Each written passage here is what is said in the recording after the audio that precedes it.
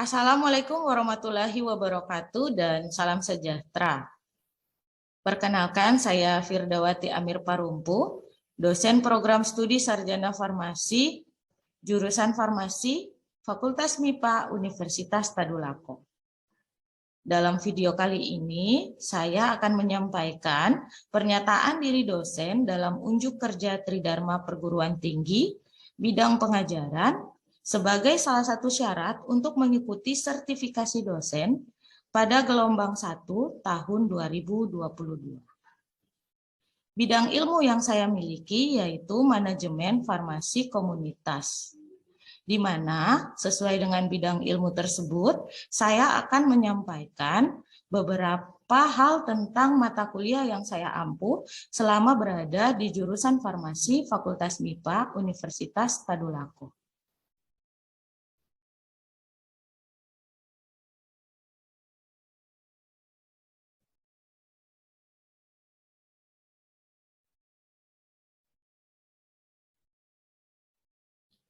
Salah satu mata kuliah yang saya ampuh yaitu mata kuliah Manajemen Farmasi dengan kode mata kuliah G06161020 dengan bobot 2 SKS dilaksanakan pada semester 4 di program studi Sarjana Farmasi. Adapun dosen pengampu pada mata kuliah ini yaitu berjumlah 2 orang. Yang pertama, Apoteker Husnul Jiana Sarjana Farmasi Master of Science dan Apoteker Firdawati Amir Parumpu Sarjana Farmasi Master of Science dengan model pembagian materi perkuliahan. Deskripsi mata kuliah. Pada mata kuliah ini, mahasiswa belajar tentang bagaimana konsep dan terapan manajemen di tempat kerja, khususnya di bidang kerja kefarmasian. Dan mahasiswa diajarkan konsep dasar dalam manajemen, bagaimana tata kelola organisasi, bagaimana membuat standar operasional prosedur, bagaimana mahasiswa bisa melakukan proses analisis data untuk kepentingan pengambilan keputusan. Pengelolaan inventory meliputi sistem distribusi, sistem pengadaan, dan sistem penyimpanan. Selain itu, mahasiswa juga belajar tentang konsep pemasaran dalam manajemen farmasi. Adapun capaian pembelajaran pada mata kuliah ini yaitu ada 6. Yang pertama, memahami konsep dasar manajemen. Yang kedua, memahami tata kelola organisasi. Yang ketiga, memahami standar operasional prosedur. Yang keempat, memahami proses analisis data. Yang kelima, memahami pengelolaan inventory. Dan yang terakhir, memahami konsep pemasaran. Selanjutnya, metode pembelajaran yang dilakukan dalam perkuliahan ini yaitu ada 2. Yang pertama ada online learning dan ada offline learning. Di mana pada online learning kami menggunakan LMS melalui Silami Pak Untat masuk ke dalam fitur learning. Kami juga menggunakan Google Class dan Google Form serta video pembelajaran melalui media YouTube. Dalam proses offline learning itu dilaksanakan di dalam kelas dengan menggunakan PowerPoint dan Prezi. Di masa pandemi tentu saja kedua metode ini dapat dilakukan secara bersama-sama dan disebut dengan blended learning. Pada model pembelajaran mata kuliah ini yaitu model yang saya gunakan adalah model DIA, di mana yang pertama delivery. Delivery itu adalah bagaimana model saya atau cara saya dalam mentransfer atau memberikan ilmu pengetahuan yang saya miliki kepada mahasiswa. Kemudian ada I atau interaction, yaitu bagaimana cara saya membangun satu hubungan antara dosen dan mahasiswa sehingga tercipta suasana kelas yang interaktif.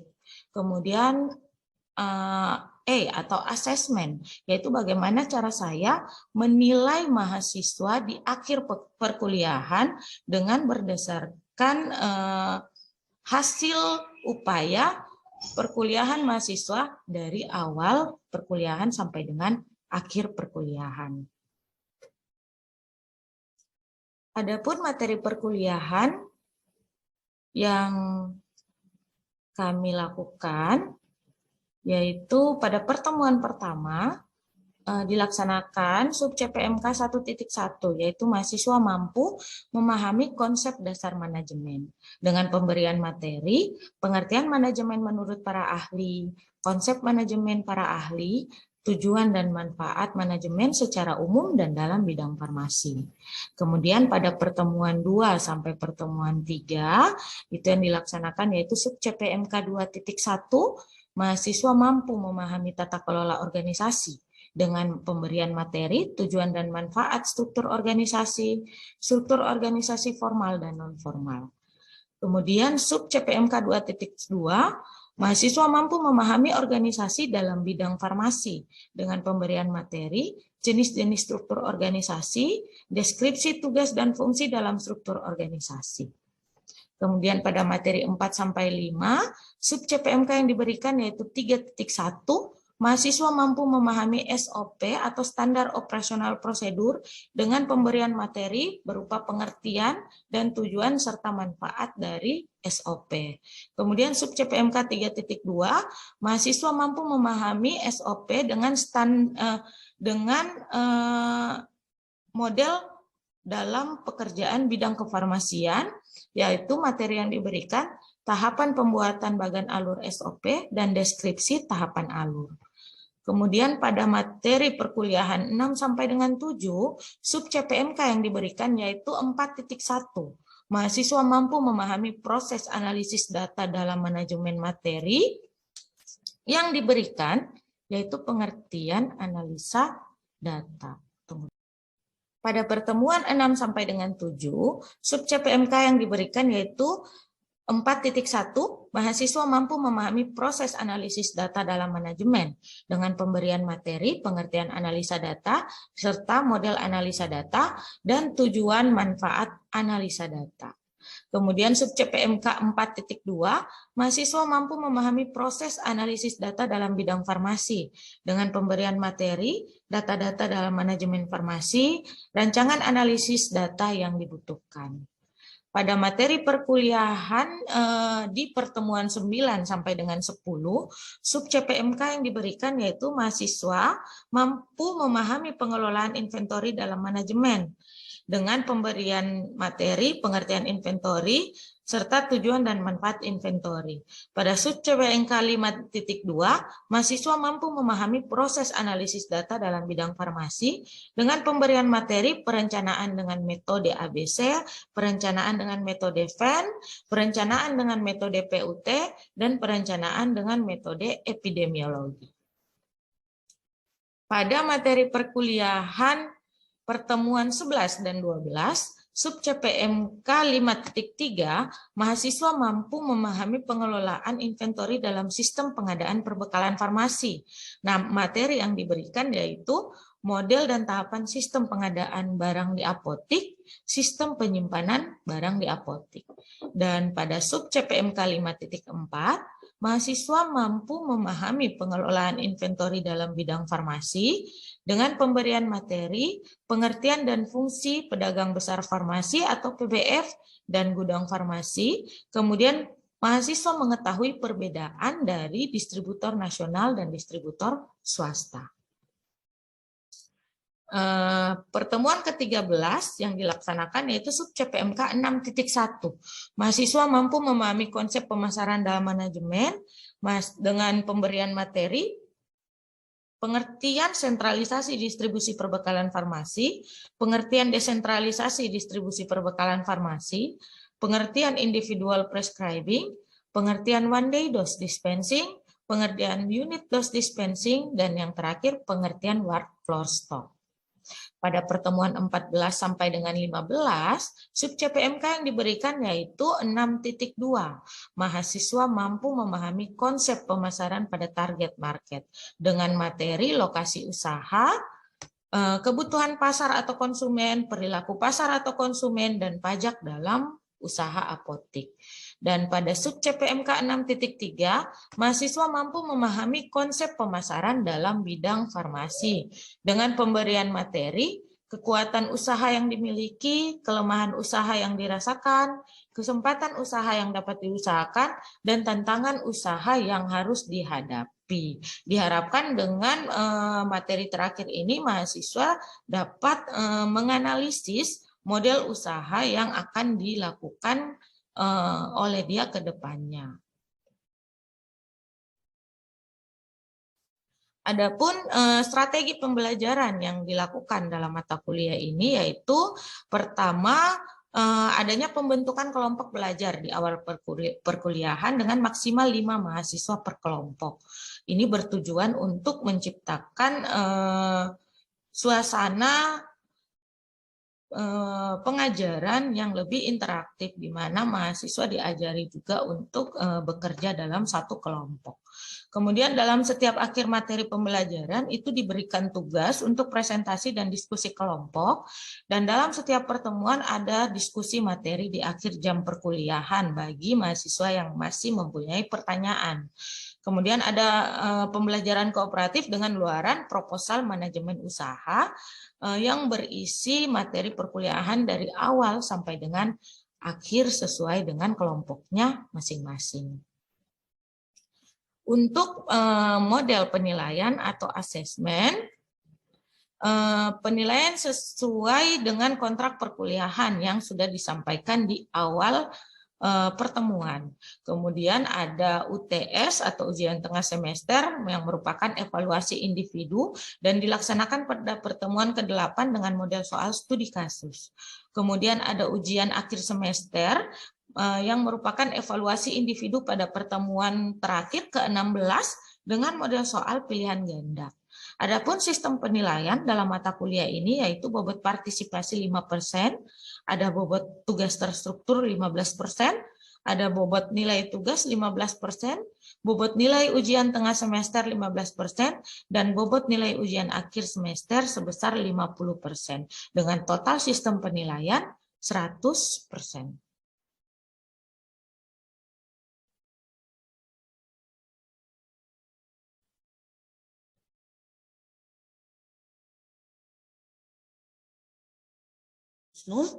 Yaitu tentang perpajakan.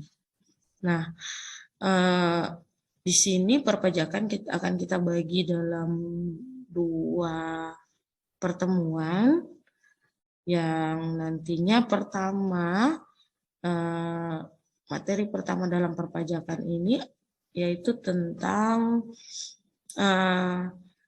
dasar-dasar perpajakan atau konsep dasar dari sistem perpajakan yang ada di Indonesia, dan bagaimana pada materi kedua itu bagaimana implementasi pajak dalam dunia farmasi khususnya di perapotekan. Nah, mungkin untuk yang materi pertama ini itu lebih relate kalau kita belajar tentang Pajakpedia. Nah, apakah sudah terlihat? Sudah, Bu. Oke. Kalian dalam dunia farmasi atau dalam akademis, ya kalian harusnya tahu istilah-istilah dalam perpajakan itu seperti apa. Yang pertama itu kita belajar tentang wajib pajak, di mana wajib pajak merupakan orang pribadi atau badan usaha meliputi pembayar pajak, pemotong pajak, dan pemungut pajak. Yang terkena pajak ini termasuk siapa, Bu? Termasuk yang membuat apotik, karena usaha apotik termasuk dalam usaha yang kena pajak. Nah, kemudian ada surat pemberitahuan. Surat pemberitahuan itu adalah surat yang oleh wajib pajak digunakan untuk melaporkan penghitungan dan atau pembayaran pajak, objek pajak dan atau bukan objek pajak, dan atau harta dan kewajiban sesuai perundang-undangan perpajakan. Jadi surat pemberitahuan pajak ini gunanya adalah sebagai legalisasi dari pelaporan yang harus kalian lakukan. Ini akan di brainstorming sedikit dalam materi pengenalan pajak. Nah, pajak ini ternyata sudah ada sejak zaman dahulu. Jadi apa sebenarnya yang dimaksud dengan pajak? Bisa kita lihat dalam undang-undang, menurut Undang-Undang Ketentuan Umum dan Tata Cara Perpajakan atau disebut dengan KUP, pajak adalah kontribusi wajib kepada negara yang terhutang oleh orang pribadi atau badan yang bersifat memaksa berdasarkan UU dengan tidak mendapatkan imbalan secara langsung dan digunakan untuk keperluan negara bagi sebesar-besarnya kemakmuran rakyat. Nah, Indonesia sendiri mewajibkan pajak bagi beberapa orang atau beberapa profesi yang sudah tadi Ibu jelaskan ya, ada pengusaha kena pajak. Nah, menurut definisi di atas, pajak merupakan kewajiban dari setiap warga negara yang pelaksanaannya diatur dengan UU. Jika kita membayar pajak, maka uang pajak akan masuk ke negara untuk kemudian dimanfaatkan bagi kesejahteraan rakyatnya. Jadi pajak itu dari masyarakat dan dikembalikan lagi ke masyarakat. Begitu konsep dari perpajakan. Kemudian pajak berbeda dengan retribusi. Nah, kalau kalian membayar retribusi, maka kalian akan mendapatkan kontraprestasi langsung. Sedangkan kalau pajak tidak. Setiap warga negara wajib membayar pajak. Pajak apa saja, bagaimana cara pembayarannya, berapa besarnya, itu sudah diatur dalam UU. Yang nanti akan kita bahas spesifik ke farmasi di pertemuan kedua. Imbalannya akan kita nikmati melalui pembangunan yang dilaksanakan oleh pemerintah, seperti adanya jalan, jembatan, sekolah, gedung, dan sebagainya yang diatur juga pelaksanaannya. Jadi jangan sampai kalian bayar pajak, Bu, saya udah bayar pajak apotek, tapi jalan ke apotek saya masih jelek. Nah, itu tidak serta-merta kalian membayar pajak apotek di sekitar apotek, jalan di apotek yang langsung diutamakan. Tidak, tapi ada perhitungan lagi dengan kementerian lain di mana jalan yang dianggap memang urgent untuk diperbaiki bagi seluruh rakyat atas pembayaran pajak termasuk dari kalian. Nah, siapa yang mengumpulkan uang pajak dari rakyat? Pajak di Indonesia dikelola oleh pemerintah.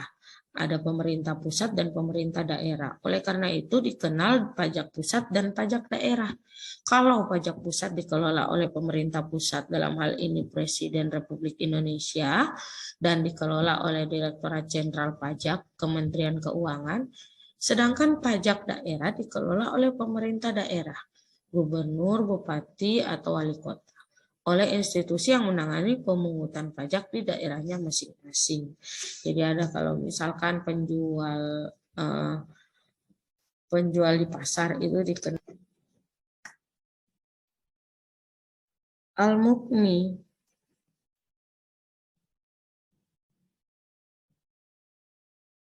Bisa di-unmute.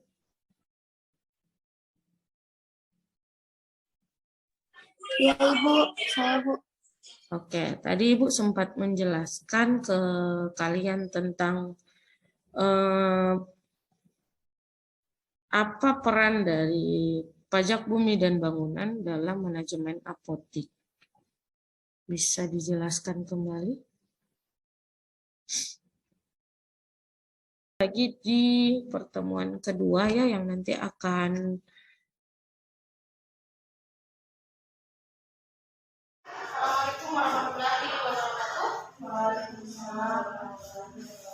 Kita sampai di pertemuan terakhir untuk mata kuliah manajemen perpajakan dengan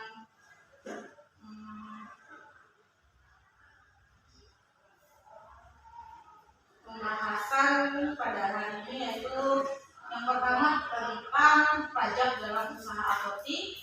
Selanjutnya akan kita bahas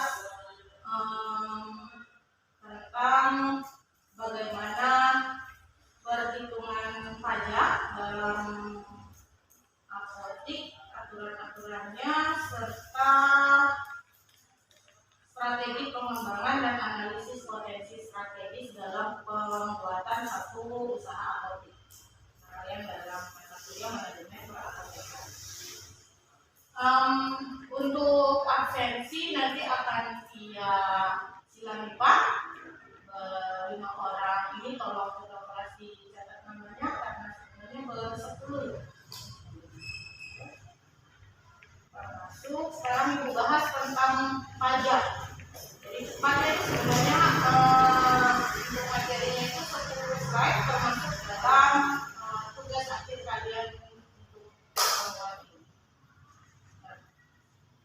dalam Peraturan Pemerintah Republik Indonesia Nomor 51 Tahun 2009 tentang Pekerjaan Kefarmasian. Dalam peraturan tersebut dijelaskan bahwa apotik itu adalah sarana pelayanan kefarmasian tempat dilakukannya praktek kefarmasian oleh seorang apoteker. Menurut keputusan Menteri Kesehatan dalam nomor 1332 tahun 2002 tentang perubahan atas peraturan Menkes RI nomor 922 mengenai ketentuan dan tata cara pemberian izin apotik. Yang dimaksud dengan apotik adalah satu tempat tertentu tempat dilakukan pekerjaan kefarmasian yang termasuk di dalamnya penyaluran perbekalan farmasi kepada masyarakat. Nah, di sini apotik itu dimaksudkan sebagai penyedia atau penyalur perbekalan farmasi dan obat-obatan, serta apotik juga menjalani fungsi sebagai tempat usaha. Oleh karenanya, menjadi alasan untuk apotik atau usaha apotik tersebut membayar pajak. Nah, apa saja yang masuk dalam aspek perpajakan apotik dalam satu usaha apotik? Yang pertama itu ada pajak bumi dan bangunan yang merupakan lokasi atau tempat usaha apotik berada. Kemudian ada pajak penghasilan, sebagaimana pasal 21 menyebutkan bahwa pajak penghasilan adalah pajak atas penghasilan berupa gaji, upah, honor, dan tunjangan serta pembayaran lain dengan nama dan dalam bentuk apapun yang berhubungan dengan pekerjaan atau jabatan, jasa, dan kegiatan yang dilakukan oleh orang pribadi atau disebut dengan subjek pajak dalam negeri. Yang termasuk di sini adalah pajak gaji, apoteker, atau dari pemilik apotek. Kemudian ada pajak pertambahan nilai atau PPN yang merupakan pajak tidak langsung, di mana pajak terutang dihitung dan atas pertambahan nilai yang ada. Biasanya itu masuk dalam harga jual obat. Jadi kalau kalian order obat, terus harga obatnya itu 8.000, PPN itu 10% biasanya. Maka selain keuntungan, persenan keuntungan yang biasanya kita kalikan 1,25 atau 1,2 tergantung jenis obat dan sediaannya, itu akan ditambahkan 10%. Baiklah, itu tadi video PDD UKT-PT yang telah saya sampaikan, di mana pada awal video merupakan deskripsi dari mata kuliah yang saya ampu, dan pada bagian kedua yaitu model pembelajaran melalui media Zoom, serta yang ketiga yaitu model pembelajaran di dalam kelas yang saya lakukan selama menjadi dosen di Universitas Tadulako. Demikian yang dapat saya sampaikan dalam video kali ini. Lebih dan kurangnya saya mohon maaf. Wabillahi taufiq wa hidayah. Wassalamualaikum warahmatullahi wabarakatuh.